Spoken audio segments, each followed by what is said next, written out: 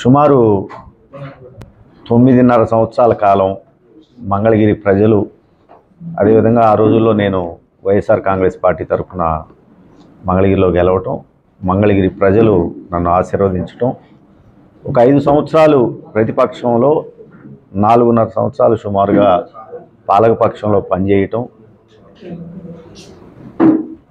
మంగళగిరి అభివృద్ధికి ప్రజలు, అధికారులు సహకరించటం, మొన్నే చెప్పాను నేను, కొన్ని వ్యక్తిగత కారణాల వల్ల రాజీనామా చేస్తున్నాను అని చెప్పి చెప్పటం. ప్రధానంగా మరి ఈ రోజున చెప్పాలి అని అంటే కారణాలు అనేవి, ముఖ్యమంత్రి జగన్మోహన్ రెడ్డి గారు నేను 1200 కోట్ల రూపాయలు కేటాయిస్తున్నానని చెప్పటం, ఆ కేటాయింపులు చేసేటప్పుడు నాకు కూడా తెలియదు, చాలా సంతోషించాం. ఆ రోజున 1200 రూపాయలు మంగళగిరికి అభివృద్ధి కోసం కేటాయిస్తున్నారు అని తెలియంగానే. ఎందుకంటే గతంలో చంద్రబాబు నాయుడు గారు ఇదే మంగళగిరిలో నివసిస్తూ, ఆయన ముఖ్యమంత్రిగా ఉండి, వాళ్ళ అబ్బాయి లోకేష్ గారు మంత్రిగా ఉండి, ఏమాత్రం మంగళగిరిని పట్టించుకోకపోవటం అనేది చేయటం వల్లనే 2019 సాధారణ ఎన్నికల్లో లోకేష్ గారిని మంగళగిరి ప్రజలు ఓడించడం అనేది మనం చూసాం. అంటే మంగళగిరి ప్రజలు అభివృద్ధిని కోరుకుంటున్నారు అనేది చాలా స్పష్టమైంది. ముఖ్యమంత్రి జగన్మోహన్ రెడ్డి గారు 1200 కోట్ల రూపాయలు ప్రకటించిన తర్వాత కరోనా టైము, ఆ టైంలో ఆర్థికంగా రాష్ట్రం అంతా కూడా ఇబ్బందులు ఉన్నాయి, వెయిట్ చేశాము. తర్వాత సుమారు 2.5 సంవత్సరాల కాలం పాటు నేను ముఖ్యమంత్రి గారి దగ్గరికి వెళ్ళటం, అనేక సార్లు ఆయన అధికారులతోటి సమీక్షలు చేయటం, మంగళగిరి అభివృద్ధి కోసం 1200 కోట్ల రూపాయలని మరి కన్సల్టేట్ని పెట్టి ఏ పనులు చేయాలని చెప్పేసి డిపిఆర్లు కూడా సిద్ధం చేసుకోవడం కూడా జరిగింది.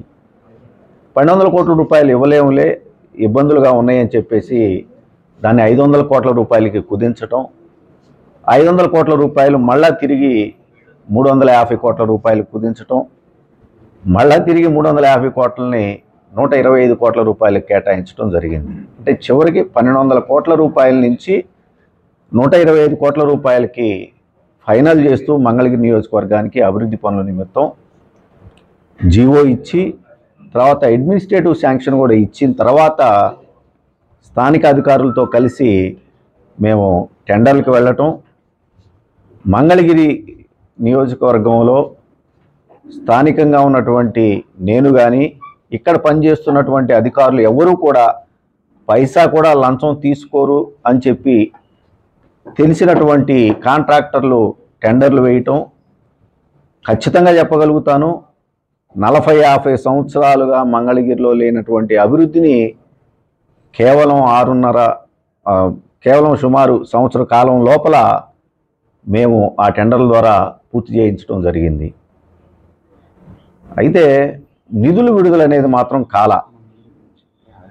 ఒకవైపున ఇటు కాంట్రాక్టర్ల ఒత్తిళ్ళు, తిరిగి మళ్ళా నేను సీఎంఓకి వెళ్ళి ముఖ్యమంత్రి గారితో మాట్లాడుకున్నా, ఆయన ధనంజయ రెడ్డి గారికి చెప్పినా కూడా నిధులు విడుదల కాకపోవటం చాలా ఇబ్బందులకు గురి చేసింది. 1200 కోట్ల రూపాయలని 125 కోట్ల రూపాయలకు కుదించి, దాంట్లో రూపాయి కూడా ఈనాటికి కూడా విడుదల చేయనటువంటి పరిస్థితులు. మీ అందరికీ తెలుసు మంగళగిరిలో ఎన్ని పనులు చేసాం ఇప్పటికే, కానీ రూపాయి కూడా నిధులు రాని పరిస్థితుల్లో కాంట్రాక్టర్లు ఎన్ని ఇబ్బందులు పడతా ఉన్నారు, వాళ్ళ ఒత్తిడి ఎంత ఉంది. నేను సుమారు 7-8 కోట్ల రూపాయలు బయట నుంచి అప్పులు తీసుకొచ్చి మరీ కాంట్రాక్టర్లకి సర్దినటువంటి పరిస్థితులు కూడా అందరికీ తెలుసు. అదేవిధంగా ఇవన్నీ కూడా ఎంటీఎంసీలో చేయగలిగాము. మరి దుగ్గిరాల మండలానికి వచ్చేసరికి 50 కోట్ల రూపాయల నిధులు కేటాయించమని చెప్పి అడిగాం. 50 కోట్లని చివరికి 20 కోట్లన్నా కేటాయించమని చెప్పి అడిగినా కూడా ఆ నిధులు కూడా కేటాయించినటువంటి పరిస్థితులు వచ్చినాయి. నా సొంత డబ్బులతోటి ఇటు ఎంటీఎంసీలో కానివ్వండి, అదేవిధంగా దుగ్గిరాల మండలంలో కానివ్వండి, ఎన్ని పనులు చేశామో మంగళగిరి నియోజకవర్గ ప్రజలకి ఇక్కడ ఉన్నటువంటి అందరికీ తెలిసినటువంటి విషయమే. ఇంత జరిగినా కూడా ఇవాళకి కూడా బిల్లులు రానటువంటి పరిస్థితులు మరి ఉంటే ఏం చేయాలి?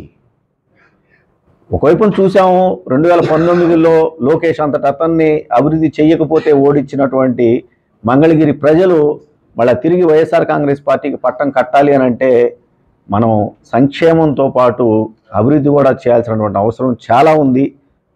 ఆ అభివృద్ధికి మరి సహకరించకపోతే మళ్ళీ తిరిగి ఏ మొహం పెట్టుకొని మేము వెళ్ళి ఓట్లు అడగాలి మంగళగిరి ప్రజల్ని? చాలా బాధపడ్డాము, చాలా ఇబ్బందులు పడ్డాము.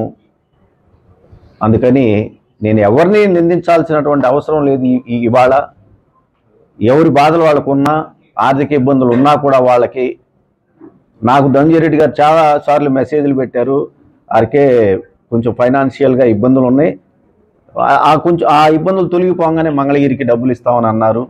కానీ ఎలక్షన్స్ కూడా దగ్గరకు వచ్చిన టైంలో కూడా ఇవాళ మంగళగిరికి నిధులు రాకపోతే ఇంక ఏమని మేము పని చేయగలుగుతాము, ఏమని మళ్ళీ తిరిగి ప్రజల దగ్గరికి వెళ్ళగలుగుతాం అని చెప్పేసి అనిపించి బహుశా నేను రాజకీయాలకి సరిపోనేమో ఇవాళ రాజకీయాలకి. ఎందుకంటే సంక్షేమం అభివృద్ధి ఈ రెండు కళ్ళు అని చెప్పుకునేటటువంటి ఏ ప్రభుత్వం అయినా కూడా సంక్షేమం అనే ఒక కంటిని వెలుగిచ్చి అభివృద్ధి అనే ఒక కంటికి వెలుగు లేకపోతే ఆ మనిషి పరిస్థితి ఎలా ఉంటుందో ఆ నియోజకవర్గ పరిస్థితి కూడా అలా ఉంటుంది అని చెప్పేసి భావించి ఆ రోజున నేను మంగళగిరి ప్రజల్ని మన్నించమని చెప్పి కోరుకుంటూ నేను రాజకీయం నుంచి ఆ రోజున మరి వైఎస్ఆర్ కాంగ్రెస్ పార్టీకి అదేవిధంగా నా శాసనసభ సభ్యత్వాన్ని కూడా నేను రాజీనామా చేయటం జరిగిందని చెప్పేసి ఈ సందర్భంగా తెలియజేసుకుంటాం. వ్యక్తిగా వాళ్ళ దీనికే వదిలేస్తామండి మేము. నేను ఎక్కడా కూడా నేను శాసనసభ సభ్యత్వానికి రాజీనామా చేసిన తర్వాత వాళ్ళు ఆమోదించకపోయినా కూడా నైతికంగా నేను నా విలువల్ని పాటిస్తూ, ఎందుకంటే స్పీకర్ గారి ఫార్మాట్లో ఇచ్చాను, నేను ఏ అధికారిక కార్యక్రమానికి కూడా నేను హాజరు కావటం లేదు. చివరికి నా గన్మెన్లు కానివ్వండి, నాకు ఇచ్చినటువంటి ఎస్కాట్ను కానివ్వండి, నేను ఎక్కడా కూడా వాడుకోవట్లేదు. అయినా కూడా మంగళగిరి ప్రజలకి నేను దూరంగా ఉండను. ఖచ్చితంగా నేను రాజకీయాల్లోనే ఉంటాను. రాబోయే రోజుల్లో ఏ పార్టీలో ఉండాలి, ఎలా నేను రాజకీయాలు చేసుకోవాలనేది ఇంకా కొద్దిగా టైము పట్టుద్దని అనుకుంటా ఉన్నా నేను. అయితే ఒక మాట అయితే నేను ఖచ్చితంగా చెప్పగలుగుతానండి, నేను రాజశేఖర రెడ్డి గారి మనిషిని. సో నేను ఖచ్చితంగా ఇవాళ రాజశేఖర రెడ్డి గారి అబ్బాయి ఆయన మరణం తర్వాత జగన్మోహన్ రెడ్డి గారు పెట్టినటువంటి పార్టీకి ఎంత సేవ చేశానో, వైఎస్ఆర్ కాంగ్రెస్ పార్టీ ఆ రోజుల్లో మరి అధికారంలో రావడానికి ఈ రాష్ట్రంలో